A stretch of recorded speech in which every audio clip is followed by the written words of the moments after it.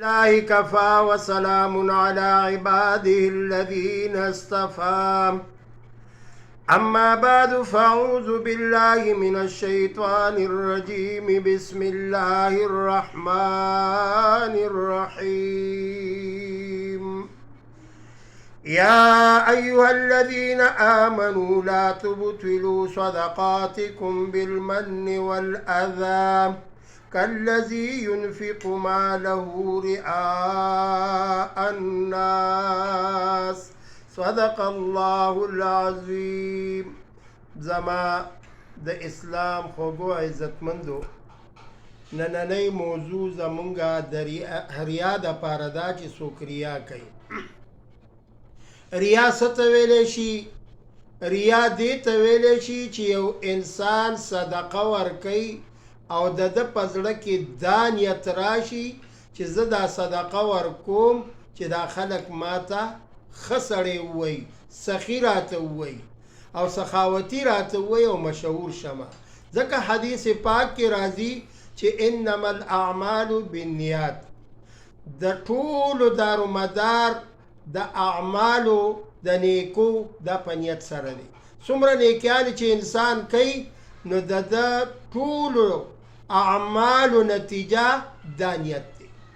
نیت چې کم نیت باندې انسان عمل کوي، یو انسان دی هغه صدقه ورکوي په کم نیت باندې ورکوي. لکه نن سبا معاشرې ته به وګورو کم خلک چې هغه زکات ورکوي، دا زکات دا په مومن مسلمان باندې یو فرض عمل دی. خدا هغه چاته ورکوي چې یاره غریبانان دي، خدا غریبانان ورته په ګنټو ګنټو ولاړ وي دې دپاره چې پلانکې خلک ټول محله کې خلک ووایي چې پلانکې سړی وګوره زکات ورکوي، نو په قطار کې ورته دا زنانه ولاړ وي، ماشومان ولاړ وي، نارینه ورته ولاړ وي. نه، حدیث پاک کې راځي کم انسان چې کم صدقه ورکوي چې د یو لاس نه بل لاس هم خبرو نشي. آقا انعامدار محمد رسول الله صلی الله علیه وسلم فرمای دریا نزان ساتي. صحابه کرامو ته تقریر کوي، واز کوي ای زما صحابو زه چې کله معراج ته لاړم د معراج په شپه باندې زما امتیان جهنم کې ډېر زیاتو. صحابه کرام تپوس کوي فداک ابي و امي یا رسول الله، مور او پلار دې زموږ ستانه قربان شي، مومنان ولې جهنم کې وو؟ سروری کونین ورته فرمایي ای صحابو آغا مومن چې پزان باندې د مومن نوم ایښی و، نور ټول کارونه د ریاکاري وو. که حج به یې کولو نو دې نیت باندې به یې کولو چې ما ته خلک حجي ووایي، چې نور اعمال به یې د نیکۍ کولو نو پړه کې به یې دا راځي چې یاره ما ته خلک ښه سړی ووایي. د ریا نه ځان وساتئ. آقا انعامدار فرمایي په جهنم کې یو ډېره لویه کنده ده، لوی جهنم دی او هغه جهنم نه لاندې یو کنده ده چې هغې نه جهنم 400 کرته د ورځې امان غواړي.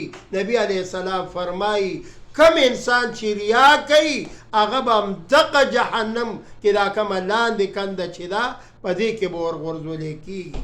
نو د ریا نه عبادت نه ځان ساتل پکار دي. که یو انسان مونځ کوي د خلکو مخکې اوږدې اوږده رکعتونه، اوږدې اوږدې رکوګانې، اوږدې اوږدې سجدې او غټې غټې دعاګانې غواړي او دی ځان لشي او بیا دا مونځ داسې کوي لکه د چرګانو ټونګې، دې ته ریا ویلی شي. عزتمندو د ریا نه ځان وساتئ، ځکه دا ریا داسې کار دی چې دا عبادت ختمی، داسې ختمی لکه څنګه چې اور ته خشاک ور وړاندې کړي او دا خشاک دا اور ختمی. دغه رنګ دا ریا دا نیکیانې ختمی. نو د ریا نه ځان وساتئ. حضرت علی کرم الله وجهه راشئ دا واقعه واورئ. دا شیر خدا رضی الله تعالی عنہ واقعه ده شیر خدا له الله پاک لوی قوت لوی طاقت ورکړو. دا د نبی کریم صلی الله علیه وسلم د تره زوی دی، د ابو طالب صاحب بچی دی او د حضور علیه الصلاة والسلام زومم دی او د آقا انعامدار محمد رسول الله څلورم یارم دی صلی الله علیه وسلم. دله الله پاک یو لقب ورکړو چې هغه لقب سو شیر خداو. دله یو کافر راغی او مخامخ شول دواړه سره. هغه کافر چې هغه ډیر په طاقت کې دی، ډیر په قوت کې دی، ډیر جبر والا دی، لیکن شیر خدا د ونې نه ماندری دی چې کله ورته مخامخ شو نو دواړو سره توري دي. او اول کافر توره راوویستله، په علي کرم الله وجهه باندې گزار کولو. علي صاحب له الله پاک داسې طاقت ورکړی چې د هغې د تورې نه ځان بچ کړ. خو چې کله حضرت علي کرم الله وجهه نمبر راغی، علي رضی الله تعالی عنه له الله دومره طاقت او قوت ورکړی چې سره د تورې هغه کافر راتاو کو.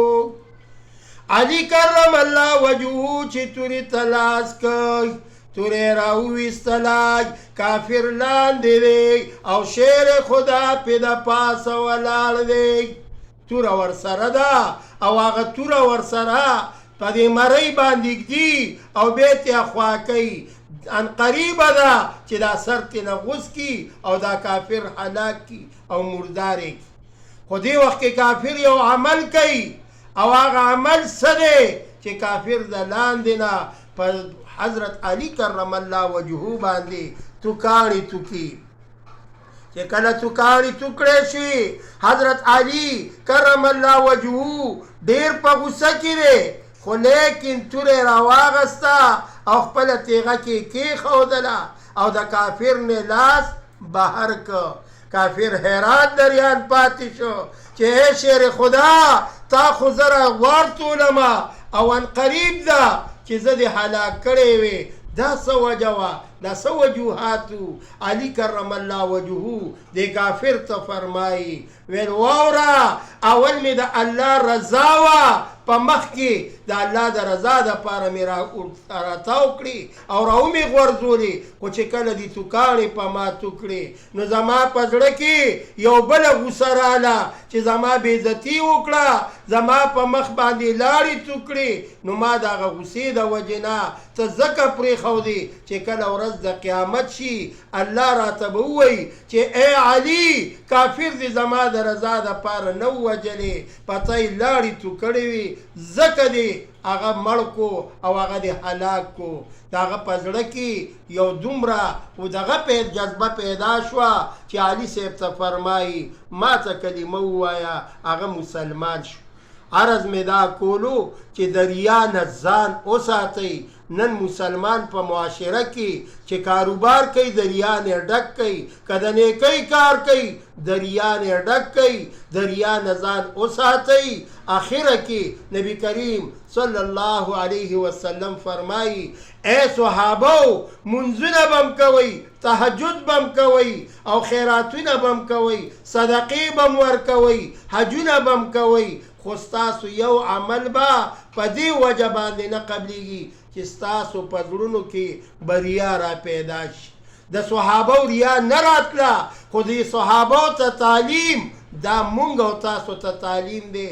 آقا انعامدار به صحابو ته وعظ کولو، ما او تا دپاره تعلیم پرېښودو چې آقا انعامدار صحابو ته به ویل ای صحابو ترکتو فیکم امرین، وی صحابو ته چې ما دوه څیزه تاسو ته پرېښوده، کتاب الله و سنته. نو تعلیم مونږ دپاره شو چې آقا انعامدار فرمایي ما درته یو کتاب چې قرآن کریم دی چې په هغې باندې به فیصلې کوئ، په هغې کې ریا نشته. سورت بقرې نه ما آیات مبارک ولستو او په هغې باندې دی الله پاک مونږ او تاسو له د عمل کولو توفیق راکړي. زه چونکې جوړم نه ومه، خو تاسو دا نور الواعظین ما شروع کړی دی، دا الحمدلله 12 حصې دي او مونږ او تاسو انشاءالله 2 حصې وویلې او ان شاء الله باقی حصے با وقتن په وقتن په اردو کې او په پښتو ژبه کې تاسو مخې ته راځي. واخر الدعوانا ان الحمد لله رب العالمين.